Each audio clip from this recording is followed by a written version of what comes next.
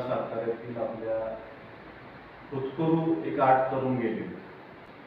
त्यामध्ये मारड्याचे 2 युवक होते, आसगावचे 5 युवक होते आणि खटावचा 1 युवक होता.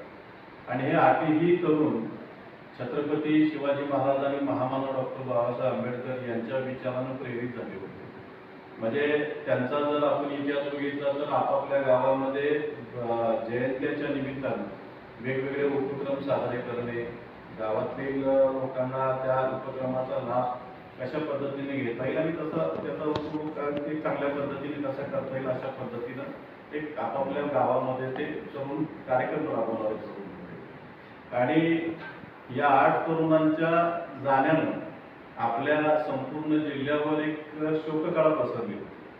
म्हणजे आपण सर्वजण त्या सर्व कुटुंबियांच्या दुःखामध्ये आपण सामील होतो. आणि अशा पद्धतीनं हे होतकरू तरुण ज्यावेळेस आंबेनळी घाटामध्ये यांचा दुर्दैवी अपघात झाला आणि या अपघात का झाला याचा तपास घेत असताना या ठिकाणी थोडीफार माहिती आमच्या हाताला लागली. म्हणजे गेल्या 2.5 वर्षापूर्वी सुरूर, वाई, महाबळेश्वर आणि कोल्हापूर या रस्त्याची वर्क ऑर्डर झाली होती. आणि या वर्क ऑर्डर झाल्यानंतर 2.5 वर्षामध्ये अत्यंत संत गतीनं MSCIDCचा हा प्रोजेक्ट आहे, अत्यंत संत गतीने हे काम चाललं आणि याच्यामध्ये GST नंबरचा बेकायदेशीर वापर करता यावा, भ्रष्टाचार करता यावा म्हणून KLN नावाच्या कंपनीला हे काम सबलेट केलं. खरं तर 18 नोव्हेंबर 2019 रोजी स्थापन झाली ही KLN नावाची कंपनी आहे. कामाचा कोणत्याही पद्धतीचा एक अनुभव चांगला नसलेली ही कंपनी आहे. केवळ या कंपनीचा उद्देश भ्रष्टाचार आणि भ्रष्टाचार आणि त्यामध्ये आपल्याच या कोरेगाव तालुक्यातील दयानंद भोसले नावाचे जे गृहस्थ आहेत त्यांनी या कंपनीच्या वतीनं काम पाहिलं होतं. खरं तर या संपूर्ण कामामध्ये म्हणजे 269 कोटीची ही सुरुवातीची जी निविदा होती, या संपूर्ण कामामध्ये वेगळ्या पद्धतीने दलाली खाण्यासाठी म्हणजे खरं तर अगदी जाणीवपूर्वक बोलतो की या संपूर्ण या प्रकरणामध्ये 34 कोटीची दलाली या कोरेगाव तालुक्यातील या एकांबे गटातील वेगवेगळ्या 50 अकाउंटमध्ये पैसे आले होते. आणि त्या संदर्भात या ठिकाणी आम्ही हे 7 पाणी तक्रार दिली होती पोलीस स्टेशनला आणि या तक्रारीच्या अनुषंगाने पोलिसांचा तपास सुद्धा सुरू आहे. याचबरोबर या ठिकाणी या संपूर्ण KLNच्या या कामामध्ये मोठमोठ्या हस्तींचा हस्तक्षेप आहे. हे काम अत्यंत निकृष्ट दर्जाचं काम आहे. म्हणजे खरं तर हे काम करत असताना पेवर मशीनचा वापर करावा लागतो. म्हणजे त्या पेवर मशीनचा वापर केल्यानंतर ते काम अगदी लेवलली आणि व्यवस्थित पद्धतशीर होतं. इथं कुठेही पेवर मशीनचा वापर केला नाही, हाताने कॉन्क्रीट करत होते. म्हणजे जसं आपण आपल्या घरामध्ये कोबा करतो त्या पद्धतीने ते लोक या ठिकाणी कॉन्क्रीट करत होते.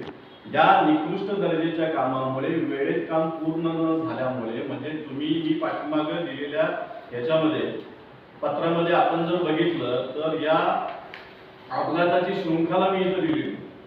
म्हणजे एवढे अपघात या आंबेनळी घाटात एका स्पॉटवर झालेले. म्हणजे पाठीमागे आपण जर बघितलं तर या ठिकाणी 45 लोकांची बस त्या आंबेनळी घाटामध्ये गेली होती. सुदैवानं ती बस आंब्याच्या झाडाला अडकली म्हणून ते 45 त्या ठिकाणी लोक वाचली.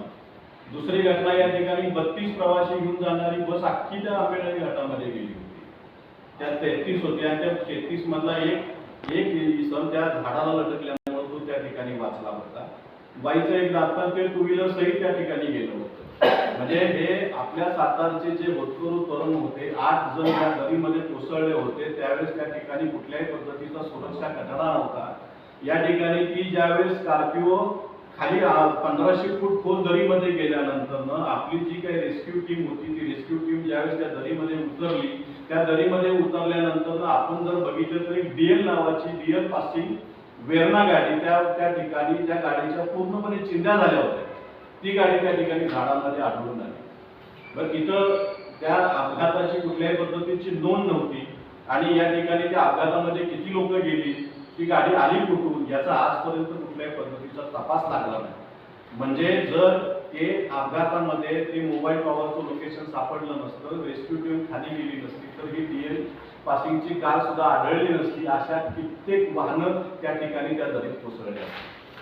मला सांगायचं तात्पर्य एवढंच आहे की 2.5 वर्षांमध्ये एवढी डेंजर या ठिकाणी तिथली परिस्थिती असताना सुद्धा त्या आंबेनळी घाटातल्या त्या बाजूला अपघात ज्या ठिकाणी होता तिथं त्यांना सुरक्षा कठडे बांधता आले. आणि हा टोटली जो काही प्रकार आहे तो हा सगळा प्रकार आहे तो हा फक्त केवळ भ्रष्टाचार करण्याचा प्रकार आहे. या कामामध्ये अनेक वेळा चांगले चांगले अधिकारी सुद्धा येऊन गेले. चांगल्या अधिकाऱ्यांनी चांगलं काम करा, निकृष्ट दर्जाचं काम करू नका म्हणून सगळ्या कंपनीच्या पाठीमागे लावला. या इथल्या अनेक कर्मचाऱ्यांना इथून त्यांची बेकायदेशीर बदली केली, त्यांना पाठवलं आणि त्यांना त्या कंपनीचे जे काय प्रमुख हेड होते त्यांना जे अपेक्षित असणारी लोक आज या ठिकाणी एका ठिकाणी होती. म्हणजे त्या तिथल्या अनेक कर्मचाऱ्यांना अनेक अधिकाऱ्यांना परराज्यात घेऊन फिरायला नेऊन त्या ठिकाणी त्यांना खुश करून अशा पद्धतीची या ठिकाणी आणि जर त्याच अधिकाऱ्यांनी जर वेगळं पाऊल उचललं तर त्या व्हिडिओ दाखवून त्यांना ब्लॅकमेलिंग करण्याचे प्रकार सुद्धा या ठिकाणी आपण बघितलेले. आणि या महाघोटाळ्याची म्हणजे तसं बघायला गेलं तर हे दयानंद भोसले नावाचे जे इसम आहेत यांची या कामासंदर्भातली ही मोडस ऑपरेंडी ते अशा पद्धतीची केलेली महाराष्ट्रातली बऱ्यापैकी कामं ते इसम पाहत होते. आणि याच माध्यमातून म्हणजे नावामध्ये दया आणि पण निर्दयी असणारा जो काय इसम आहे त्या इसमाने या ठिकाणी अत्यंत क्रूरपणे या 8 युवकांचा खून केलेला आहे प्रशासनाला हाताशी घेऊन, असं जबाबदारपणे मी सांगतो. या ठिकाणी हे सगळं लपवण्यासाठी या ठिकाणी एका बाजूला अत्यंत निकृष्ट दर्जाचं काम करायचं, त्यामुळे अपघात होत आहेत आणि त्या अपघातावर कुठंतरी मलमपट्टी लावण्याचं काम त्या प्रत्येक कुटुंबाला 50-50 हजार रुपये दिले. म्हणजे कोट्यावधी रुपये तुम्ही खाणार आणि त्या कुटुंबाला 50-50 हजार रुपये देणं मदत करणार. हे अशा पद्धतीचं जे काय चाललेलं आहे ते मी सांगून देणार नाही. याची रिसर तक्रार आज या ठिकाणी पोलीस स्टेशनला दिलेले, आर्थिक गुन्हे अन्वेषण विभागाला दिलेले, SP-नं सुद्धा याबाबतची माहिती दिलेली आहे. आता इथून पुढे तक्रार कशा पद्धतीने होती आणि याची आपण वाट पाहू.